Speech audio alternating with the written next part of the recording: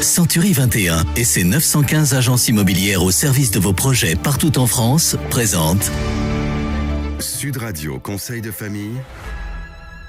C'est l'heure de retrouver Conseil de famille. Bonsoir à vous Stéphane Moller. Et bonsoir Philippe Rossi. Stéphane, vous êtes associé au sein du cabinet VIA. Ce soir, nous allons répondre à Patrick et Julie qui envisagent de se marier sous le régime de la communauté universelle et nous demandent quoi en penser.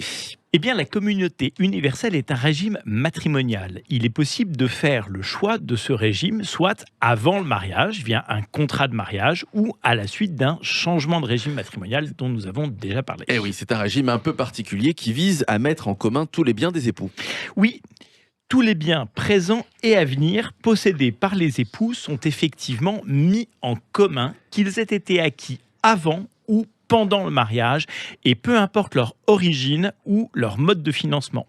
Il est important de préciser que dans ce régime, les conjoints sont co-responsables de leurs dettes personnelles sur l'ensemble de ces biens communs, et que la gestion du patrimoine commun est assurée par les époux, ce qui signifie que chacun dispose de tous les pouvoirs pour administrer et disposer seul des biens communs sans l'autorisation préalable de l'autre conjoint. Oui, Stéphane, sauf pour les actes importants tels que l'achat, la donation ou la vente d'immeubles, par exemple. Oui, souvent les époux mariés sous le régime de la communauté universelle font insérer dans leur contrat une clause d'attribution intégrale aux survivants. Et alors, quel est l'intérêt d'ajouter cette clause au contrat ? Eh bien, cette clause est un avantage matrimonial irrévocable. Et oui, contrairement aux donations, aux derniers vivants pouvant être révoqués à tout moment par le donateur. Sauf en cas de changement, évidemment, de régime matrimonial. Cette clause permet de garantir l'avenir du conjoint survivant en lui transmettant la totalité du patrimoine conjugal sans paiement de frais de succession. C'est-à-dire que le conjoint survivant se verra attribuer l'intégralité du patrimoine du couple au décès du premier conjoint et que l'ensemble de droits de transmission sont dus au décès du second conjoint. Mais Stéphane, quels sont les inconvénients de l'ajout de cette clause ? Eh bien, ils sont multiples. Un, pour les enfants du couple. Dans les autres régimes matrimoniaux, les enfants héritent en 2 temps et bénéficient donc 2 fois du barème progressif des abattements parents-enfants.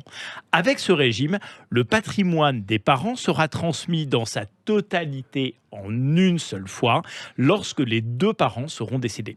Les enfants sont donc privés de l'héritage de leurs parents décédés. Oui, et d'un point de vue fiscal, le mécanisme de l'ajout de cette clause n'est pas optimum du tout.